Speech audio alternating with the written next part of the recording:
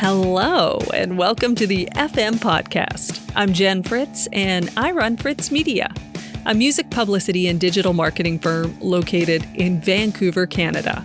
And this is episode number 42 of the podcast.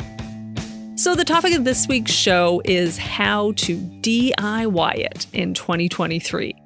And joining me on the show is Shawn Petsche, who recently created this amazing resource for independent musicians called Trickle Down Music. Now, Shawn is also a musician himself, and he was the festival manager for Sled Music Festival in Calgary for over 10 years. We had a really great conversation about the struggles independent musicians face these days when they try to do it themselves, and also what led him to create his great new resource called Trickle Down Music. It was a really great talk, and I hope you enjoy it. Here's my conversation with Shawn Petsche. Well, hello, Shawn. How are you doing today? Good, thanks. How are you? You know, I'm doing fine. Summer's here, so it's not here yet, but it feels like summer. I always feel better. Hell yeah. Yeah. How are things in Calgary? Things in Calgary are, in my own little bubbles, they're doing great. You know, my friends are doing good.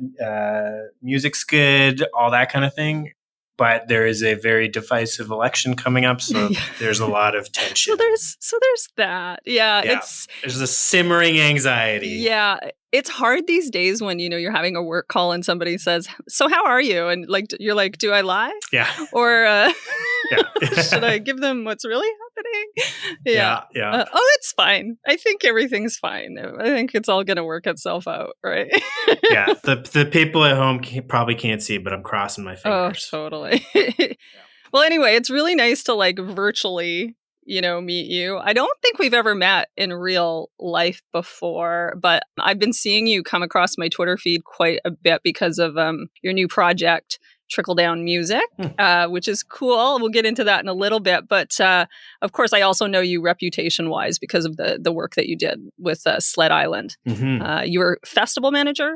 That's right. Yeah. I worked for Sled Island for most of 16 years. Oh my gosh. And in the early days, we didn't really have job titles, but the longest tenured position I had was over 10 years as festival manager. Oh, that's pretty cool. What a fun job. Yeah. But before we get to all of that, I like to, when I talk to people in the music industry, I like to start at the beginning and ask the question, how did you get into the music industry? That's a good question. I mean, I started playing guitar in grade 2 or 3. And that was always I was dead set on that's my passion. There was just something about it that I knew once it grabbed a hold of me, it wasn't going to go away. So, as an artist in quotes, which I never refer to myself as, but, that was very early because I was playing guitar from such a young age. I was in bands starting at probably 15 or 16 and playing shows and starting to learn how shows work. And actually I had a really small record label in the early days that mostly released, my stuff and my friend's stuff called The West Island is the Best Island Records. Amazing.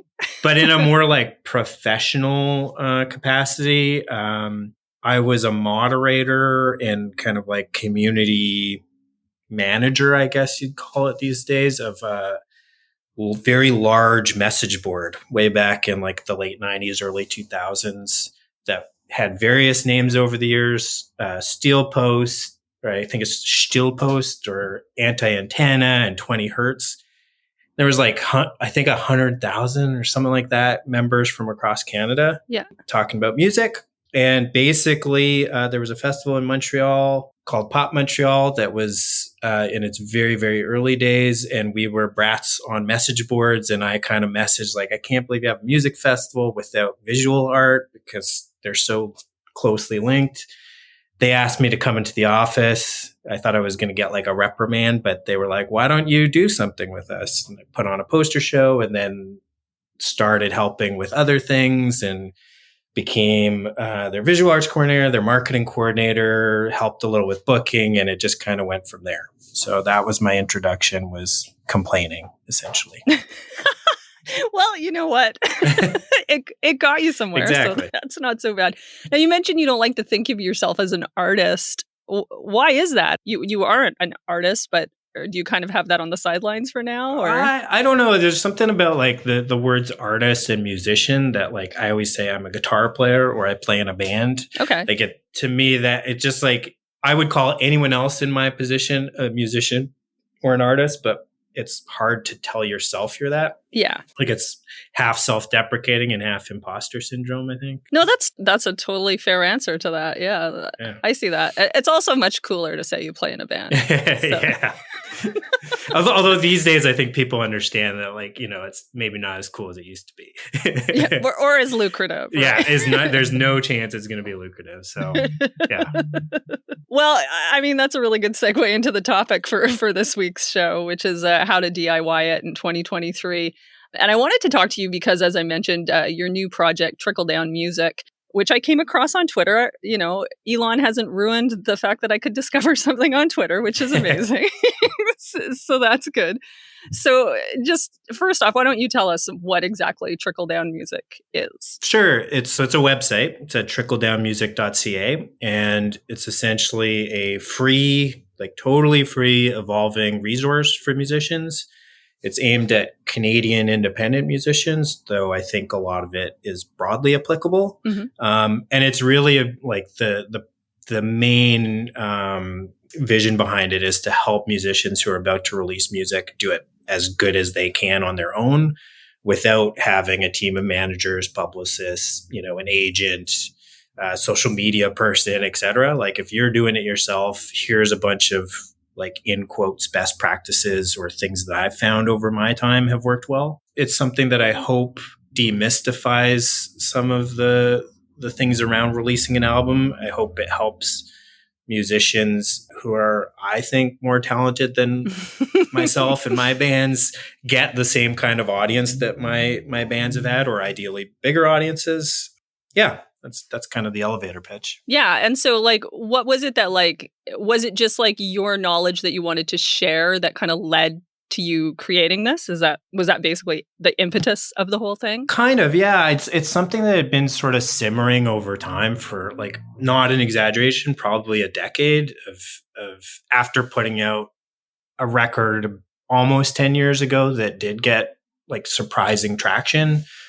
I just kind of thought, there's a lot of great musicians, particularly in Alberta, that don't seem to be getting this traction. And maybe it's just that they're not emailing people, or maybe they're not, sending their stuff to campus radio or applying for grants or yada, yada, yada. So I've always wanted to see other people succeed kind of thing. The reality is I felt like I never had time to do it right. Yeah. And so earlier this year, I left my position at Sled Island and all of a sudden had a ton of time. And so it was kind of like, look at that. This is great. Yeah, I had a very, very small window where I felt comfortable like not looking for work. And I applied for a grant and got it, which just helped kind of pay the bills while I was doing this. And yeah, that was the little kick in the butt that I needed. That's awesome. Well, in the music industry these days, like the lack of digital literacy and the lack of knowledge about the music industry is something that I come up against every single day. Just, working with independent artists now, in working with them as a publicist, I do my best to help and to educate. But, it's also like I have to set boundaries because they're not paying me for that service also. So it's really hard. Like on the one hand, I really empathize with artists because I do understand how overwhelming it is because there's just so many steps to it. I guess like that's probably a similar experience that led you to creating it, is the fact that there's so many friggin' things that you have to do. I mean, there's a lot, it's sometimes it's romanticized, like do it yourself, DIY, independent. Yeah. And then you start to think about what that actually entails. And, sometimes it means sending essentially the same email 400 times, just slightly tweaked. That's a lot of work. Yeah.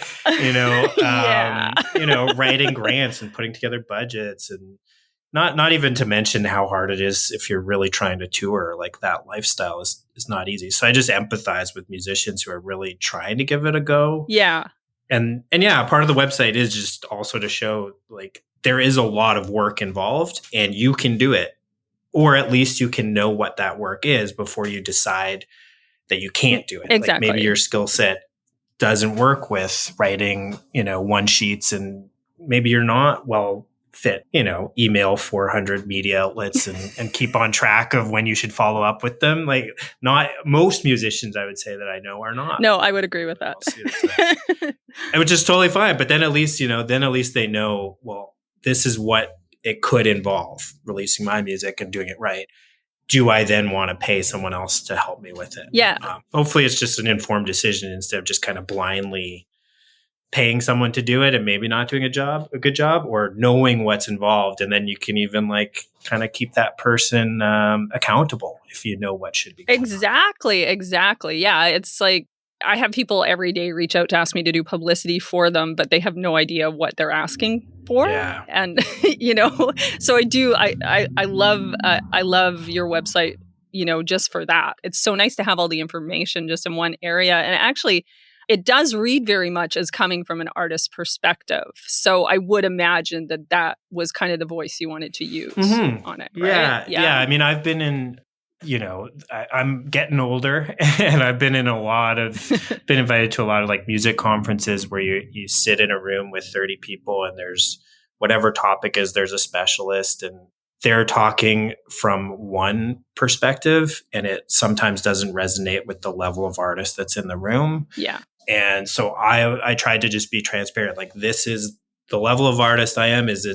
I'm not making a living doing this. It's a hobby. It's a break even, or maybe make a little bit of money hobby, but this is not my career. And if you're that kind of artist, then I think you have different goals than an artist who's like trying to buy a house or trying to amass 3 million followers on social media or whatever. You know, it's I like to think of it as a realistic, independent musician's guide. And then once that frame is there, it changes the goalposts, and it changes the way you might talk about things. I think, like, I always say, like, the thing that makes my skin crawl the most is when people talk about like your band as a brand, which is, there's truth to it, and there's value in looking at it that way. But like, it's instant, like I turn off my, I shut it all out kind of thing. Yeah. You're like, I'm not listening. I'm not listening anymore. I get it. Yeah, I get it. I totally understand that. I mean, I've been to, all of those conferences too. And I too have been like, you are talking over the artists here. Like, they have no idea what you're talking about right now. Right. Yeah. And I think that's why it does get really overwhelming for them. And it's also why I liked that you have everything in one place. And also, for the record, I really, really loved your setting expectations section because I am constantly managing the expectation of artists like on a daily basis. And you basically say, like, bad news first, trickle down music is not a wave of the wand that will suddenly transform your independent music making into an actual sustainable living, which I was like, okay, I love straight talk. Listen, that is amazing. Did you kind of see this section as some sort of disclaimer, or maybe just a dose of reality? I think a bit of both, to be honest. And like, yeah, I mean, I think mostly a disclaimer, just so people know what they're getting into before they waste the time going through it all. Like, if that's what you're here for, like, you're looking in the wrong place, kind of thing. So don't waste your time, and not in a condescending way or anything like that. But in another way too, I think just like for people to really like, I think that's an expectation that sets the way you look at the rest of the website. Because if you're not thinking, hey, I'm going to get rich or I'm going to make a living doing this, then all of a sudden when you get to a section about like sending your record out to radio, like, is it worth sending to the 2,000 community radio stations in the States, like a physical copy or a vinyl record or something, when that's going to cost you thousands of dollars in postage? Like, probably not, but knowing kind of the cost and the realistic returns going into it, I think is just a good way to make every decision informed. Absolutely, 100%. I agree with that. And I think that if anybody was coming there trying to make themselves famous, that would certainly dissuade them from moving any further. What are your thoughts just in general on where we're at as a music industry right now? I mean, I hate to bring it to COVID, but coming out of COVID, I'm a little sad with where we're at, because there was there was a real chance to like everyone's focused all of a sudden turned to artists and like independent artists. I found in particular, and how hard of a life they've had, and how they're not just like some financial benefits they might have had went away, but like their entire way they organize maybe their social life, their hobby, like the love, the thing that gets them through the day job or whatever was just gone. And, people are appreciative and we're back to playing shows and stuff. But I still feel like most industry activities, like the artist is the last person considered. Yeah. Like when you're putting on a show, everyone is guaranteed their pay. The sound tech's going to get a flat rate. The room is going to take money off the door to cover their costs. Yeah. They're going to make the beer money, all that. And the musician is always the one at the end.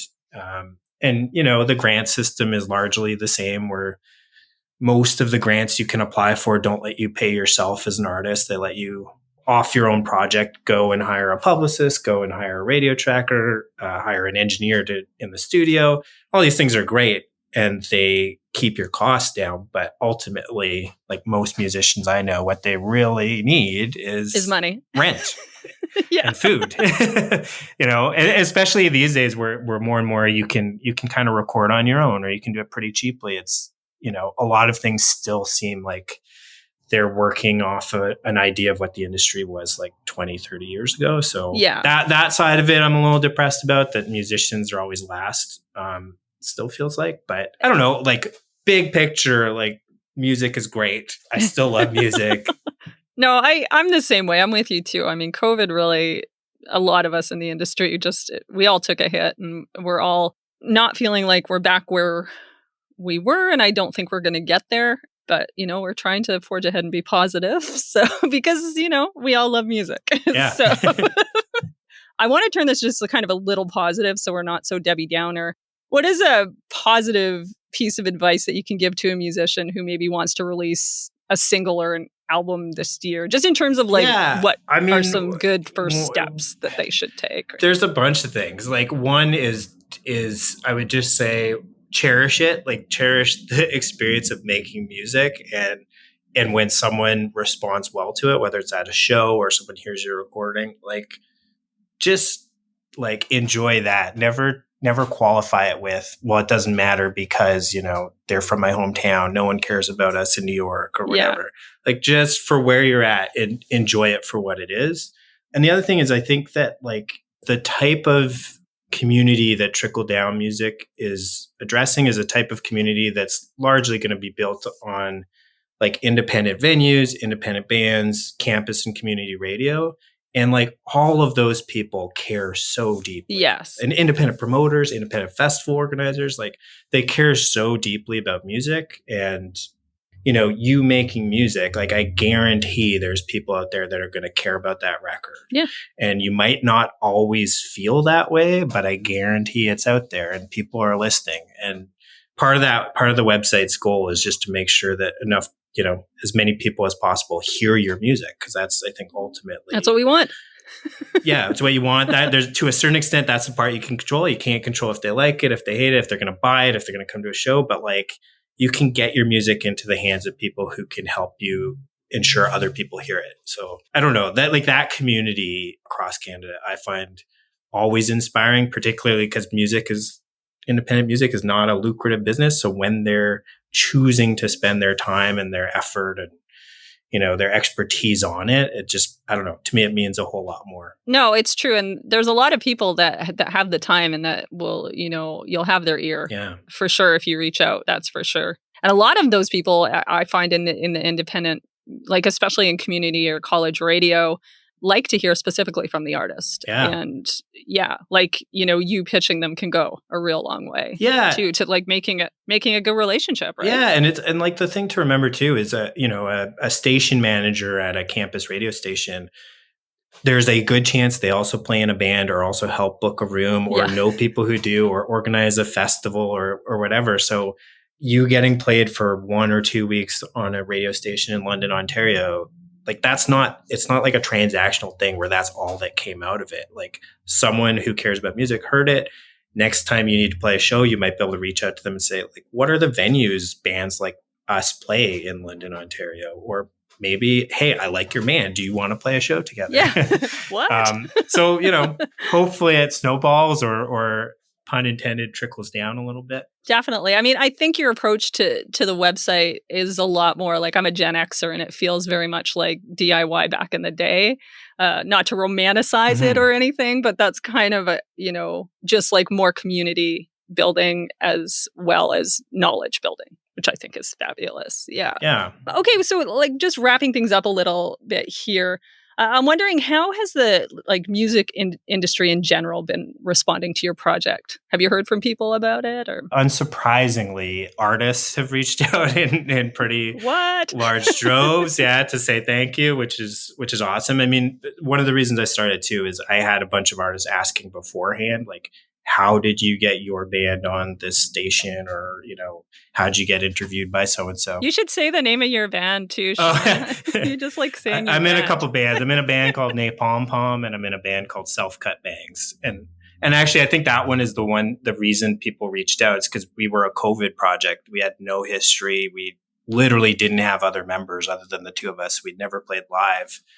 And the record got a bit of traction. Yeah. And so I think people who had been, working their butts off, and I would argue are better, weren't getting the same attention. And so they were like, how do you do this? And that was, again, one of the impetuses behind it. But yeah.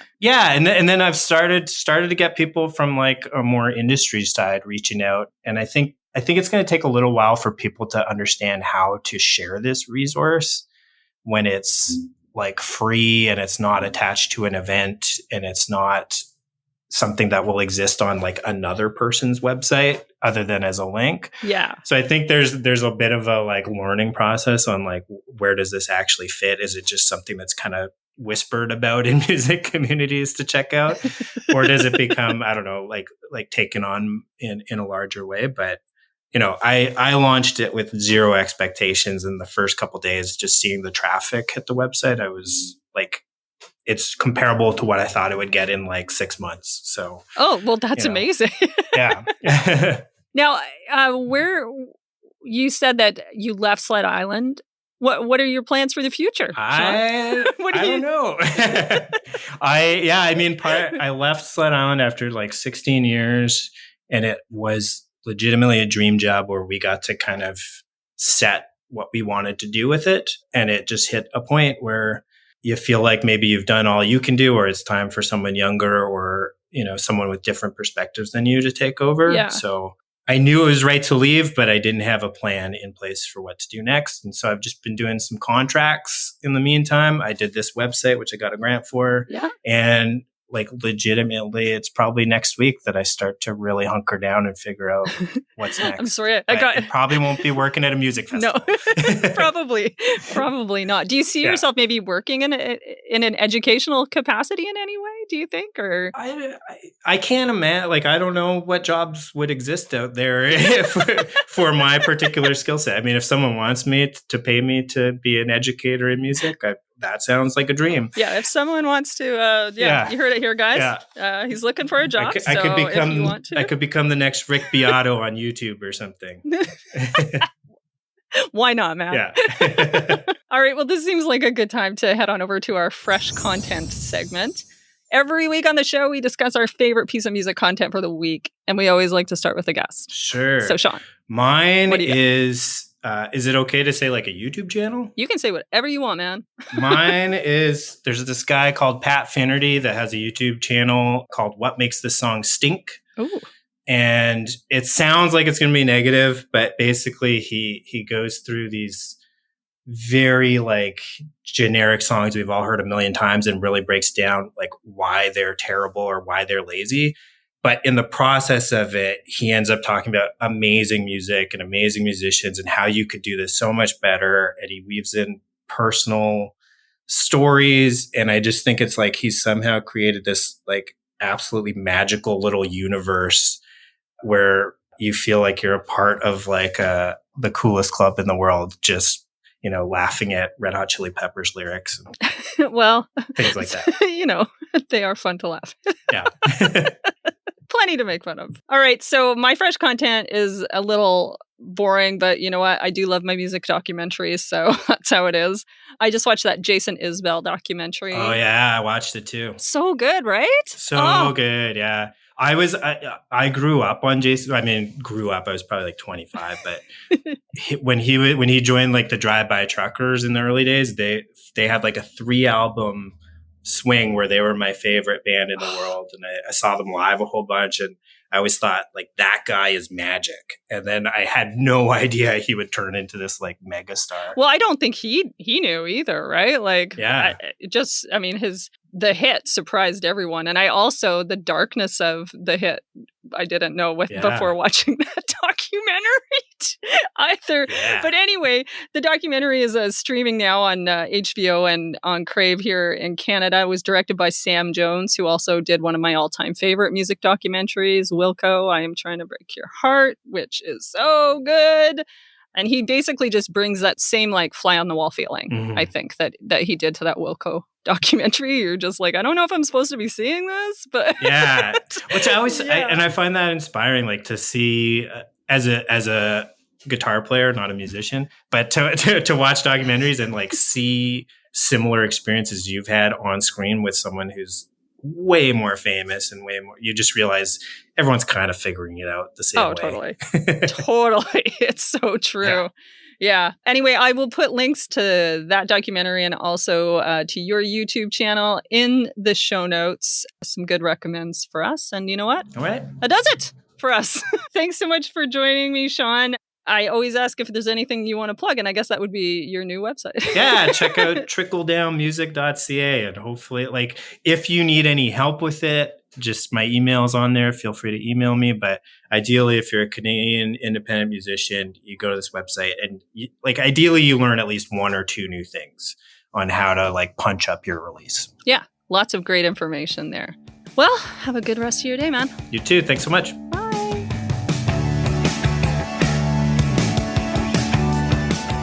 That was such a great chat. I hope you liked it. And thanks again to Shawn for coming on the show. Thanks so much for listening to the FM podcast. If you like the show, please tell your friends and give us a 5-star rating and review at Apple Podcasts. It really helps out the show. It helps other people discover it. And you can also help us out by telling a friend about the podcast or even posting about it on social media. The FM podcast is produced by Fritz Media with production assistance from Carla J. If you want to learn more about Fritz Media, check out our website at fritzmedia.ca. And you can follow us on Facebook, we're at Fritz Media, and on Instagram and Twitter at Fritz_media. And if you want to learn more about the podcast, just go to thefmpodcast.com. A big thank you, as always, to Said the Whale for providing the theme music for the show, and you can find them at saidthewhale.com. Okay, so we're going to go out with our song of the week this week, which is a song from one of Shawn's bands. This is Self-Cut Bangs with In Color.